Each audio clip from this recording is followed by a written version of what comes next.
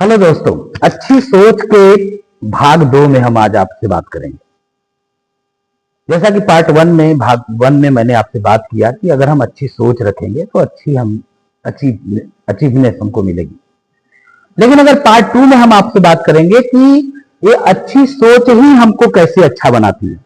जैसे हम आपको बता रहे हैं, आप अगर किसी हॉस्पिटल में जाइए तो हॉस्पिटल में जाएंगे तो डॉक्टर्स आपसे कहेंगे, आप डॉक्टर्स को कितना हो एकदम डॉक्टर जानता है, डॉक्टर को पता है कि आप ये बीमारी अच्छी नहीं हो सकती, फिर भी वो आपसे कहेगा नहीं नहीं नहीं, कोशिश कर रहे हैं, कुछ चांसेस है, हो सकता है अच्छा हो जाए। जो नर्सेस होती हैं वो भी बहुत ही अच्छी होती हैं। क्यों अच्छी होती हैं? क्यों नर्स को ही रखा जाता है? क्यों वहां का हॉस्पिटल का माहौल बहुत ही प्लेजेंट रखा जाता है? इसीलिए कि आपके अंदर पॉजिटिव सोच आए, आप पॉजिटिव सोचें। जब आप पॉजिटिव सोचेंगे तभी आप जल्दी जल्दी रिकवर होंगे। एक और एग्जांपल मैं बता दूं, जैसे आप देखे होंगे कि बहुत से माँ बाप अपने बच्चों को बहुत बोलते रहते हैं हमेशा। कुछ टीचर भी ऐसा करते हैं, हालांकि उनको ऐसा करना नहीं चाहिए। बीइंग अ टीचर मैं इस बात को कह रहा हूं। बहुत से टीचर है, तुम गधे हो, ये गधा कुछ नहीं कर पाएगा, कुछ इस तरह के वर्ड लोग यूज करते हैं।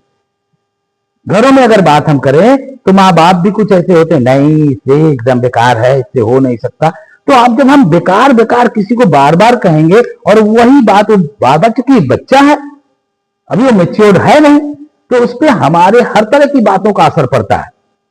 अगर हम उसको बेकार बेकार बेकार कहेंगे और दूसरे से कंपेयर करेंगे तो बेटा तो उसके अंदर निगेटिविटी आएगी, और निगेटिविटी आएगी तो वह जो है अच्छा नहीं बन सकता।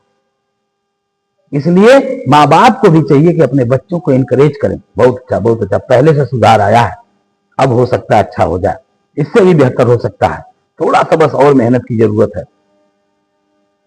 ऐसे ही डॉक्टर्स भी बोलते हैं, बस बस बस अब सुधार हो रहा है, धीरे धीरे लग रहा है कि अच्छा हो सकता है। तो लोगों के अंदर एनर्जी वैसी फ्लो करने लगती है।